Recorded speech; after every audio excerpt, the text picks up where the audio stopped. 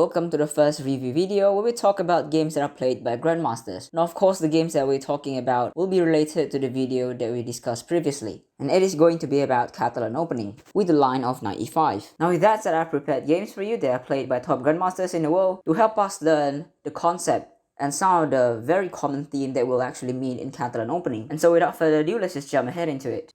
This game is played by Rapport, the top player from Hungary, and also Levon Dominguez, the top player from Cuba at the time. Now Levon Dominguez actually moved to USA just a couple of years ago, but at the time of playing, he was the top player to Cuba. So still some of the strongest Grandmasters in the world. Now as we've probably discussed before in the previous video, that Catalan opening with the move of knight e5 is actually pretty drawish. So most of the game you'll see today will be covered from Rapid and Blitz game, because it is difficult to win or to score a win to actually use this knight e5 line in the classical games, where each player actually has 1 or 2 hours to actually think about the game.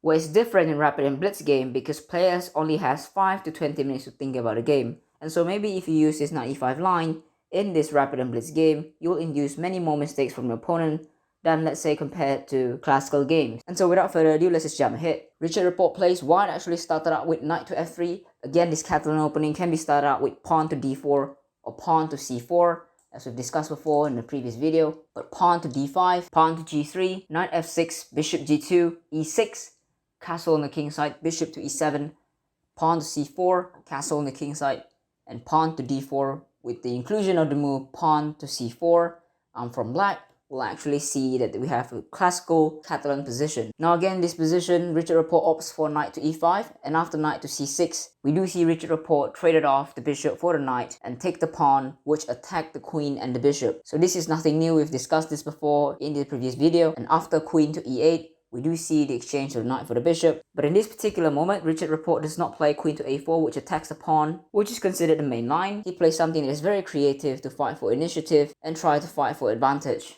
The move that he played is pawn to b3. Pawn to b3 sacrifice a pawn, and after the pawn takes on b3, we can see the queen takes on b3, which actually blocks the bishop from coming to b7 and the rook coming to b8.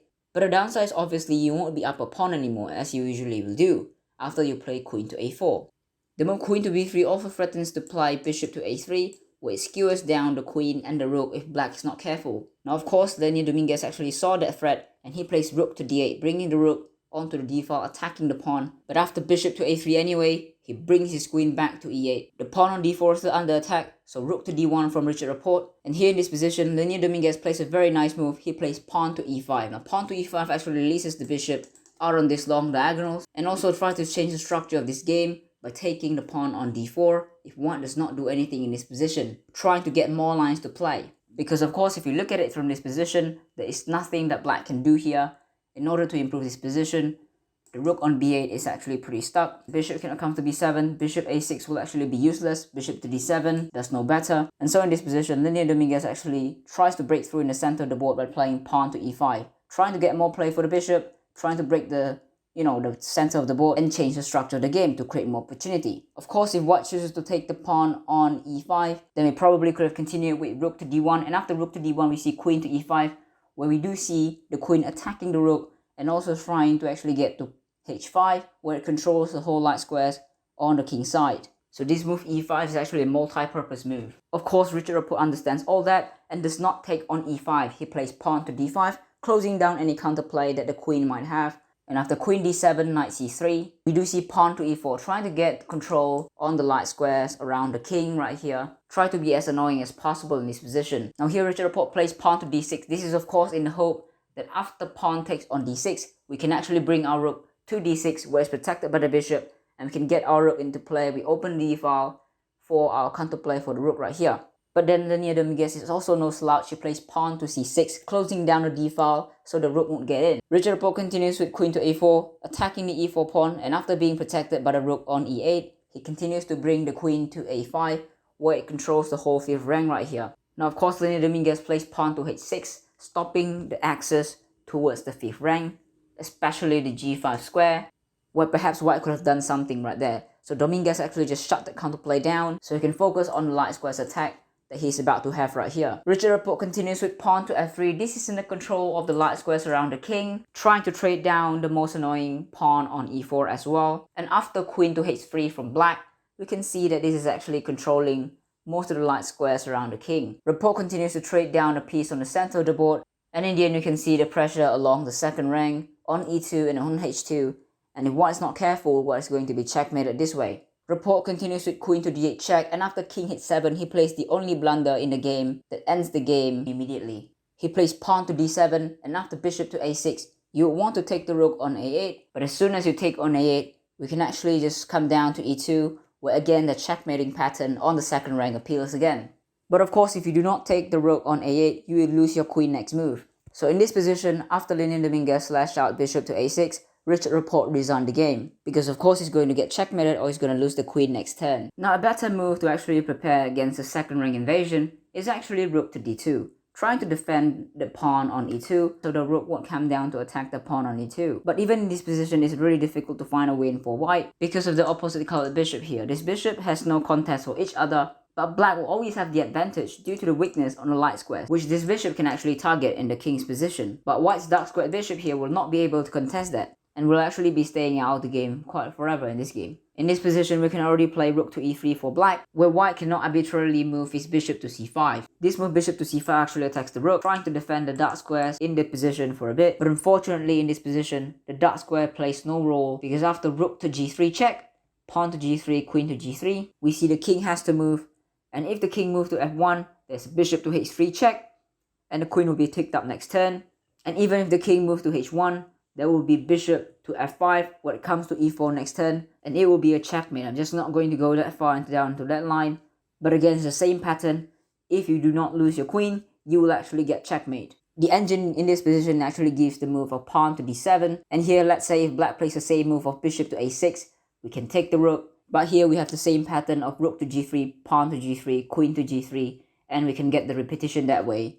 And so pretty much in this position, there's no win for white anyway, and black always has the perpetual or the threat to win the game if white slips up. Now that is the first game with the theme of controlling the light squares. Let's just go into a couple of more games so you can actually continue to understand more about Catalan opening. Moving on our second game in this video, we're hopping on a game played by Vladimir Kramnik as white and Aronian Levon as black. This game is played in 2016 in Paris Grandmaster Blitz, and I can promise you it does not lead to a boring draw.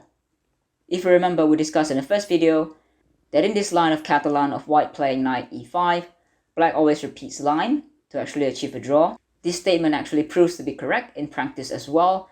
When I look at classical games played in a big tournament such as national tournaments, the US Championship, the Croatian Championship, or the Chinese National Championship. But it's different when two players are involved in a Rapid and Blitz tournament, as they have more rounds to play anyway. And so losing 1 or 2 games won't be such a big deal as compared to playing 9 rounds of classical games, where losing 1 game might cause a huge missed opportunity to win the tournament. And so a lot of times the Rapid and Blitz tournament will see players playing this line, play a little bit more aggressively and forgetting about repeating lines, and both players are actually willing to try out a little bit more things as compared to playing classical games. And without further ado, let's just actually go over the game again. Now in this game again, Kramnik plays white and Aronian plays black.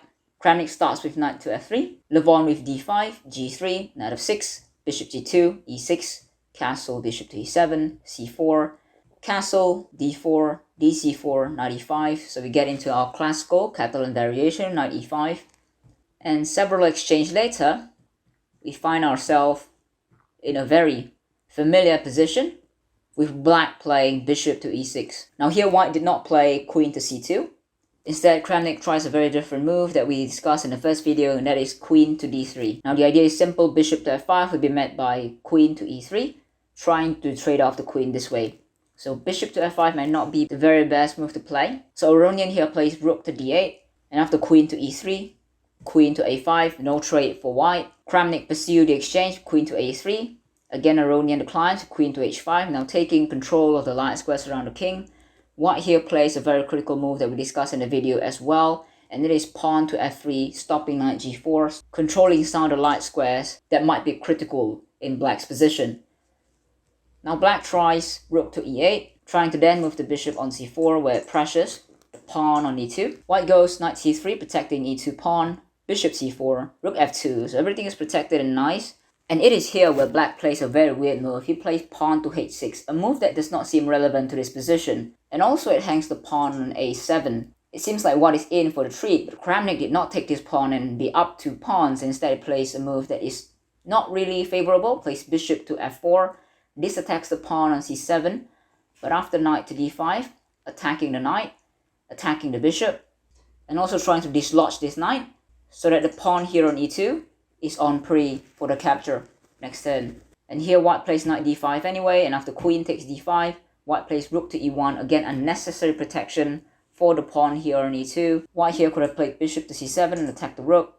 The rook does not have the time to take on e2 because of course the rook will be hanging on d8. But again, Kramnik plays rook to e1, again giving us the impression that Kramnik is only trying to draw the game. He does have a bad overall result in the Blitz section in the Paris Grand Chess Tour 2016, and so maybe this is what he's thinking. But rook e1 is played, bishop to a2, queen a7. Seems like everything is traded off and we have opposite colored bishop. And it should lead to a very equal position where both sides don't have much play at all. White here is up a pawn, so it has all the right to push for a win here. But it doesn't seem like black is out of activity as well. It seems like I can coordinate his pieces and actually just fight for a draw as well. So here black continues with pawn to c6, of course trying to get this pawn out of attack. Pawn to e4 attacking the queen, queen e6, king g2, bishop c4, queen c5, and bishop to b5. As you can see, the pawn on the center proves to be a major advantage for white, but it does not do anything at all in this position. It does seem like black can hold this position very clearly. Now pawn to h4, trying to push on the king side as well, trying to create some chances on one side of the board. Now rook d3, trying to double up maybe on the king side with the rook to d8. g4, white keeps pushing on the king side to hope for an opening on the king side. Rook d8, h5, rook d1, we see trade, g5, we see exchange, and after queen g5, bishop c4, king h2, f6, queen g6, queen f7, we do see that, both sides actually just trying to exchange pieces off. There's really nothing going on here. Both sides' bishop isn't actually contesting to anything, and it's actually pretty much out of place here. And both sides doesn't really have an attack going on, so the bishop is actually useless. So here rook c2, attacking the bishop, bishop b5, again going back to the nice protection on b5. Rook g2, after the exchange we do see c5. Rook c2 attacking the pawn, bishop e8 attacking g6. Rook c5, bishop g6, pawn to b4, we do see rook to b1, trying to just get the pawn on b file. Bishop to d2, rook to b2 trying to get a bishop. Rook d5, bishop f7, rook d8 check. And both sides keep playing for a bit, but as you can see, even if black pushes his pawn on to g5, it seems like there's nothing that black can do to win this position, to advance his pawn to queen.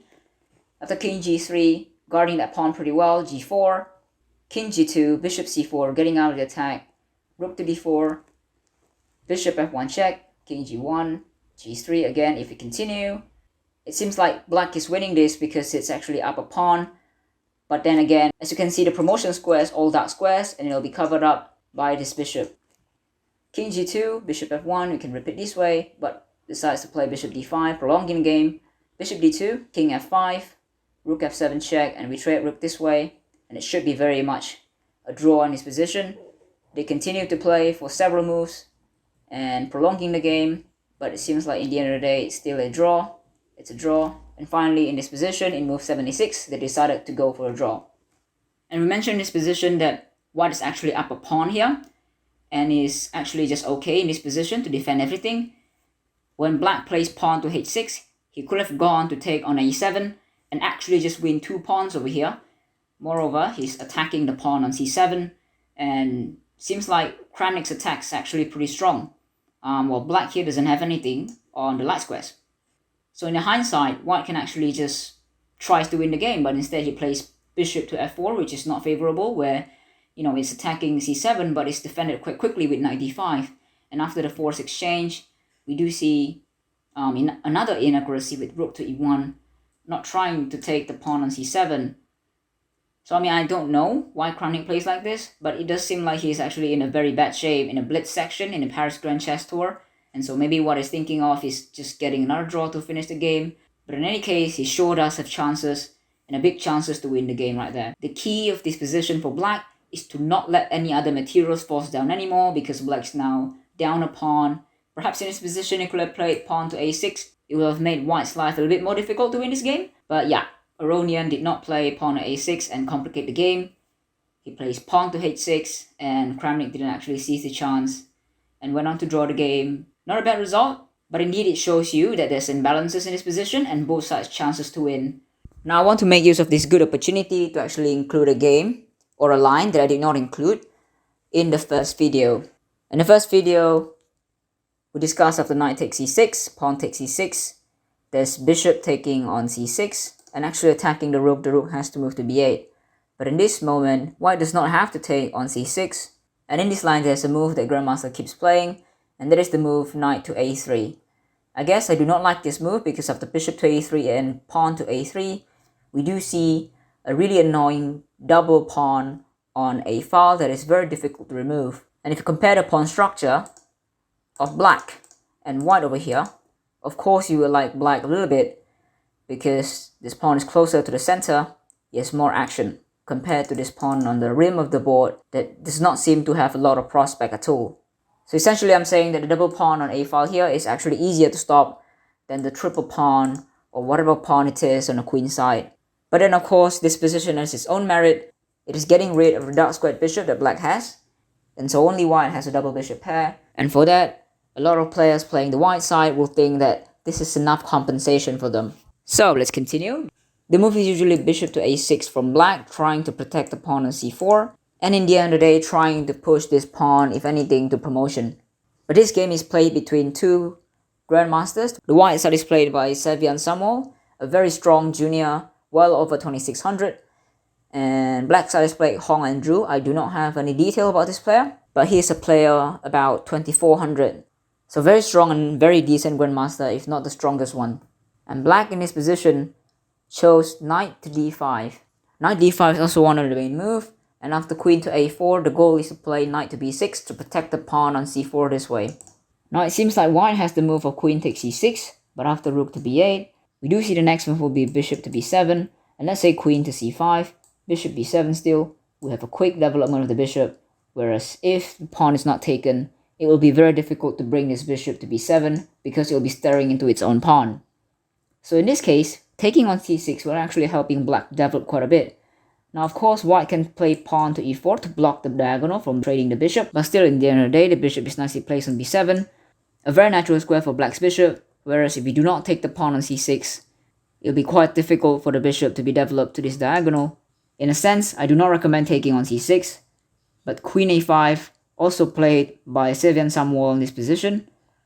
Rook b8, rook d1, protecting the d4 pawn. We do see queen d7 from Andrew, which is slightly an odd move, because in this position there's pawn to e5. Now remember, in this position, white cannot take on e5 with the pawn because the rook's hanging, and of course queen takes e5 will mean rook to e8, where if the queen moves, the rook will actually take on e2.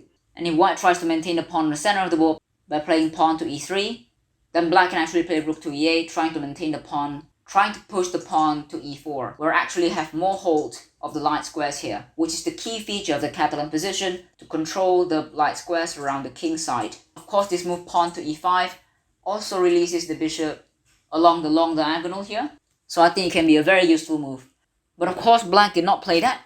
He played the move queen to d7, and after pawn to e4, a simple push of the pawn to control the center of the board. And here black plays a very difficult move and he plays bishop to b7. Again, this bishop is useless, he's blocked behind his own pawn. I have a hard time imagining that this bishop will actually get into the game. Now white plays bishop to d2 to bring his bishop to b4 and then to c5 to get more activity. And again, bishop needs an open space to work and to exert its effect, and so bishop to d2 does just that. Black plays rook to d8, trying to place pressure on this center pawn so it does not advance, but bishop to b4 and then pawn to c5, trying desperately to open this pawn here, but of course it's shown by the engine as well. It is a blunder. It is not a good move, because after pawn takes on c5, of course this pawn is attacking the knight, this rook's attacking the queen, so it has to save one of them. And black here has a plan actually. He traded the queen for two rooks, but of course this is just not enough. Bishop to f1 is then met by pawn to c3. Had black played knight to d7, of course there's queen to a4, forking this knight and the rook. And if the rook moves to d4, there's pawn to c6, forking the bishop and the knight. And so black here realizes he made a blunder, he plays pawn to c3, releasing the knight on pre, trying to push the c pawn, but of course after bishop takes, the knight move, the queen to a4 again, we do see rook to b1, pawn to c6 forking the bishop and the knight, knight c5, queen d4 threatening checkmate, e5, and the rest of the game is just kaput for black, where white just bulldoze through the black's position and actually win this game. Now queen takes e5, rook f1, king takes f1, and we can see that the material imbalances is actually disadvantageous for black.